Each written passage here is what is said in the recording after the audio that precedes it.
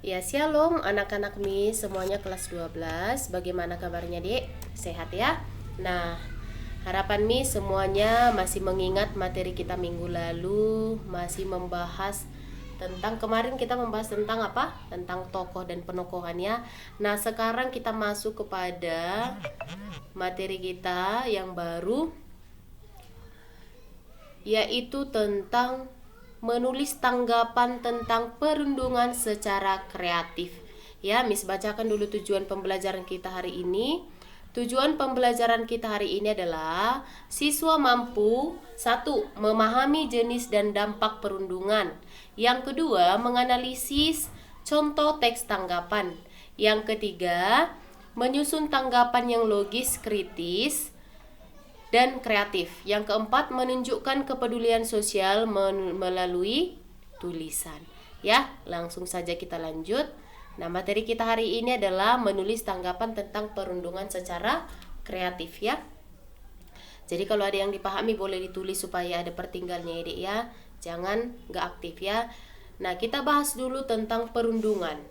Nah, di buku paketnya ada, perundungan atau bullying adalah tindakan menyakiti orang lain secara sengaja dan berulang. Siswa kelas 12 ya, kalian Dek perlu dan mampu menyampaikan tanggapan terhadap isu ini secara kritis dan kreatif agar dapat membangun empati dan kesadaran sosial. Jadi Miss harap kalian bisa memberikan tanggapan atas kasus ini ya. Kasus apa Miss? Ya, perundungan tadi atau bullying tadi Adik ya. Kita lanjut. Nah, pengertian teks tanggapan perlu juga kita pelajari. Teks yang berisi pendapat, kritik dan penilaian seseorang terhadap suatu peristiwa atau masalah. Apa tadi? Teks yang berisi apa?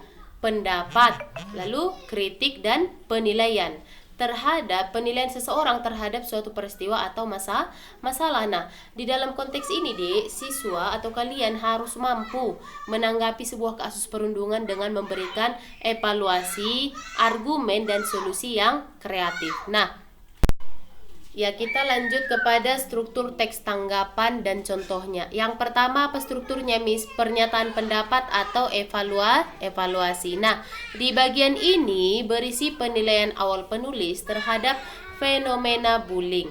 Nah, ciri-cirinya bagaimana, Miss? Langsung menunjukkan sikap setuju atau tidak. Setuju, prihatin, menolak atau mendukung dan sebagainya. Jadi dia berisi pendapat langsung ya, Dik ya. Contohnya kita buat. Perundungan yang terjadi di lingkungan sekolah bukan hanya tindakan menyakitkan, tetapi juga ancaman serius bagi perkembangan mental siswa. Menurut saya, setiap bentuk bullying sekecil apapun tidak boleh diabaikan karena dapat meninggalkan luka yang sangat sulit dipulihkan. Jadi di sini berdasarkan teks ini berarti dia setuju bahwa bullying itu harus dihentikan, jangan lagi dilakukan. Nah, struktur yang kedua apa, Miss? Struktur yang kedua ada isi atau argumentasi.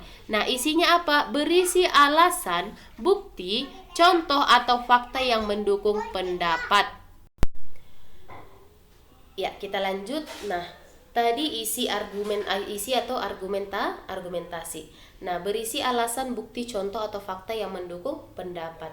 Nah, contohnya alasannya apa, Miss? Nah, kenapa bullying itu harus dihentikan? Karena dapat menyebabkan korban kehilangan kepercayaan diri, merasa terisolasi, bahkan mengalami yang namanya depresi ya.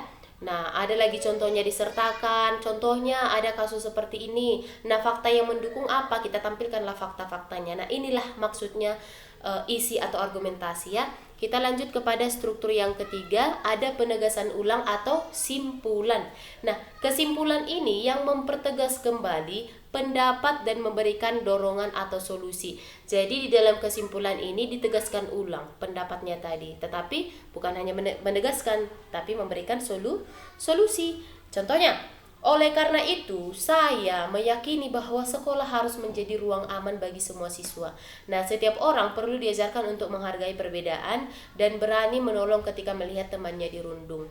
Ya, jadi dia sudah mulai memberikan solusi. Jika kita mulai dari hal kecil seperti berhenti menertawakan kekurangan orang lain, kita sedang membangun budaya sekolah yang sehat dan penuh empati. Jadi di sini, Miss, bagaimana saya bisa memberikan pendapat sementara saya yang menjadi pelaku bullying tersebut. Nah itu ya, boleh kita koreksi masing-masing diri kita. Apakah kita kemungkinan besar sudah menjadi daripada pelaku bullying tersebut ya. Oke, kita lanjut. Nah, ciri-ciri kebahasaan dilengkapi contoh. Nah, ciri-ciri kebahasaan teks tanggapan apa, Miss? Yang pertama ada kalimat opini. Nah, kalau kalimat opini ini artinya berisi pendapat, penilaian, atau tanggapan. Contohnya, saya percaya bahwa bullying bukan masalah kecil. Nah, itu pendapatnya Dek ya, opininya. Lalu yang kedua, kata kerja mental. Menunjukkan pikiran atau perasaan namanya mental ya Dek ya. Jadi dia mengarah kepada perasaan. Contoh, menilai, meyakini, menganggap, merasakan. Saya meyakini bahwa korban membutuhkan dukungan moral ya. Lalu yang ketiga apa Miss? Konjungsi argumentatif, menghubungkan alasan dan bukti. Jadi kalau ada alasan harus ada bukti ya. Contoh, sebab, karena itu, oleh sebab itu, sehingga, dan akibatnya. Nah, kalimatnya apa? Bullying harus dihentikan karena itu berdampak pada kesehatan mental siswa. Lanjut yang keempat, bahasa santun dan empatik. Nah, menghindari kata kasar atau merendahkan. Jadi ketika kita memberi tanggapan, hindarilah kata kasar ya, atau merendahkan. Maupun itu untuk pelaku sekalipun, kita tidak ada hak untuk menghakimi orang lain. Ya marilah kita menanggapi, marilah kita memberikan saran dan solusi dengan bijak ya Dek ya.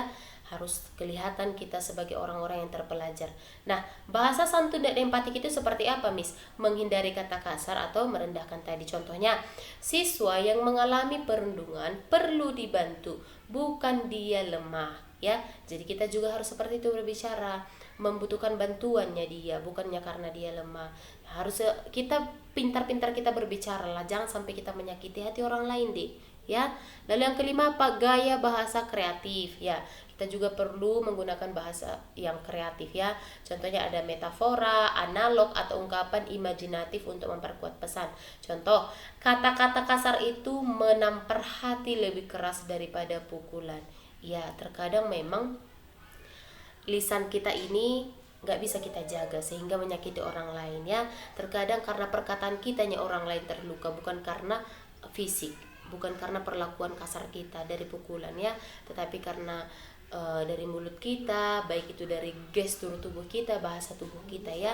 Cuman kita pandang sajanya orang sebelah mata kita buat sinis, itu pun sebenarnya sudah merendahkan.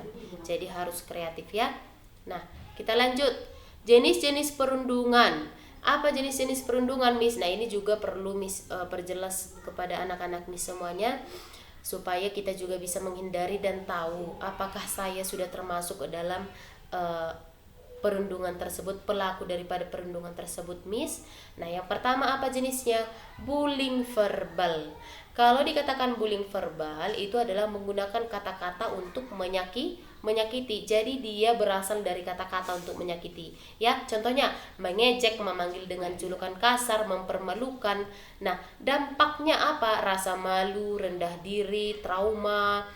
Kau kulihat selalunya kau berpakaian kotor ke sekolah, nggak pernah kau bersih bau kali. Ngapainlah kau masuk ke kelas kami? Nah itu ya. Jadi dia melalui perkataan menyakiti orang lain ya. Itu kadang membuat orang lain merasa minder. Walaupun dia mungkin tidak secara langsung memperlihatkan bahwa dia tidak nyaman, ya kitalah sebagai orang yang terpelajar bijaklah berbicara. Jagalah mulutnya dek ya. Lalu yang kedua apa Miss jenisnya? Ada bullying fisik. Nah kalau fisik berarti sudah tahu ya, fisik adalah tubuh bisa terlihat, menyakiti tubuh atau barang korban. Contohnya kita memukul, menendang, mendorong, merusak barang ya. Jadi ini terlihat ya dek, luka fisik dampaknya, mental juga ya. Jadi semoga lah di kelas kita maupun di sekolah kita belum ada yang seperti ini ya, sampai separah ini bullyingnya ya. Nah, lalu yang ketiga apa Miss? Bullying sosial atau relasional. Mengucilkan, mengisolasi, menyebar gosip. Nah, disebarkan gosip-gosip yang tidak benar kepada kelompok lain tentang satu orang, itu salah ya Dek ya. Sudah termasuk ke dalam perundungan. Nah, contohnya apa? Contoh katanya, jangan berteman sama dia ya. Nah, apa dampaknya Miss? Dampaknya dia merasa sendirian, tidak punya dukungan ya. Orang-orang akan menjauhi dia. Jadi nggak boleh, harus berhati-hati juga. Lanjut, yang keempat apa jenisnya? cyberbullying ya, cyberbullying. Penulisannya CYBER bullying. Nah, bullying ini melalui media sosial atau media digital. Contohnya kita memberikan komentar-komentar negatif ya, komentar-komentar netizen untuk contohnya para artis-artis. Nah, itu juga termasuk ke pembulian ya, Dek ya. Jadi ini yang 4 ini saja Miss jelaskan kepada anak-anak Miss.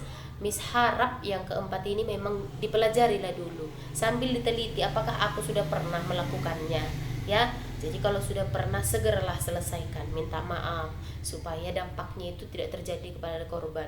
Karena dampaknya tadi parah kan, sampai terkadang penyakit mental teman kita, sampai gila nanti teman kita buat ya. Jadi Miss baru melakukan sosialisasi di sekolah ya, di desa ini sosialisasi ke SD tentang stop bullying atau hentikan perundungan. Jadi di sekolah ini memang belumnya banyak sampai melukai fisik, tetapi kalau dari segi dia berbicara ya, itu sudah terdapat di sana ya. Mereka membuli dengan tidak sengaja. Jadi kami jelaskanlah di situ jenis-jenisnya, apa dampaknya jangka pendek maupun jangka panjangnya. Bahkan ya Miss kasih tahu sekilas contohnya. Nah, baru-baru ini lagi viral, kalian lihat saja di internet, 45 siswa Korea ya yang baru tamat SMA ceritanya, mereka mendaftar kuliah. Tetapi yang ianya kampus menolak mereka tidak diterima. Karena apa? Karena ada latar belakang mereka sebagai pembuli ya. Jadi itu akan diketahui kampus, bisa diminta data-datanya dari sekolah. Jadi kita harus berhati-hati, pikirkan juga dampak panjangnya ya. Jadi Miss percayanya Miss nggak adanya di sekolah kita seperti ini, tapi harus dihindari ya. Hal kecil sekalipun kita harus tahu apakah aku sudah menjadi pelaku, apakah aku sudah menjadi korban.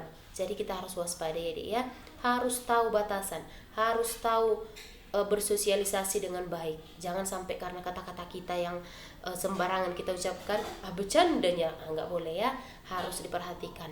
Nah, sekarang kita lanjut kepada materi kita. Langkah-langkah menulis tanggapan kreatif apa Miss? Yang pertama, pilih dulu jenis bullying yang akan ditanggapi. Kan kita ini kan akan menanggapi yang namanya pembulian.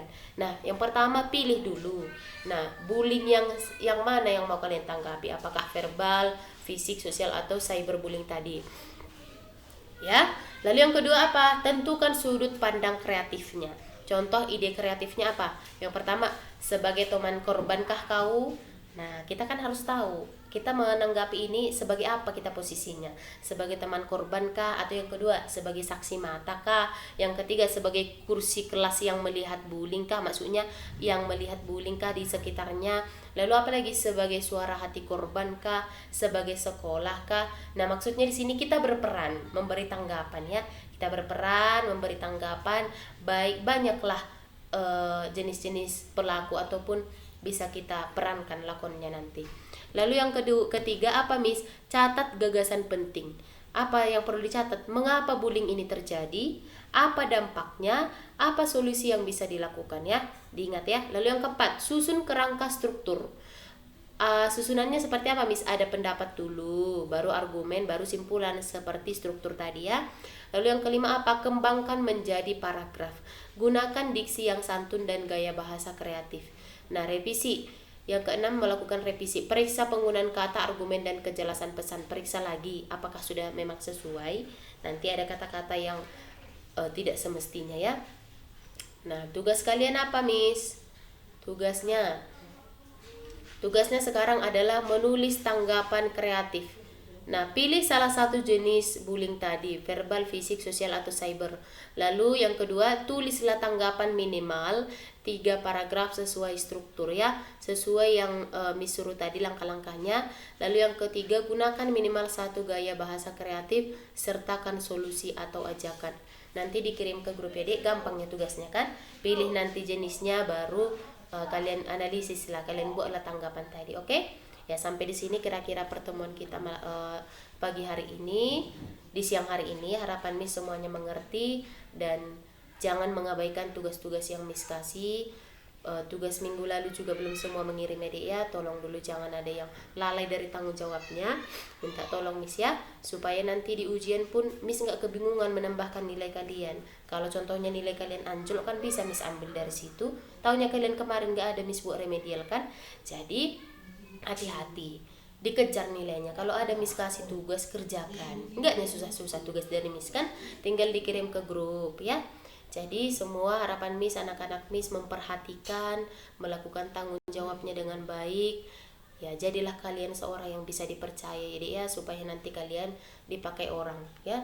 Jangan diabaikan tugas-tugas dari Miss. Catatannya juga dilengkapi, nanti Miss pulang Miss periksa catatannya ya. Oke, sampai di sini pembelajaran kita hari ini.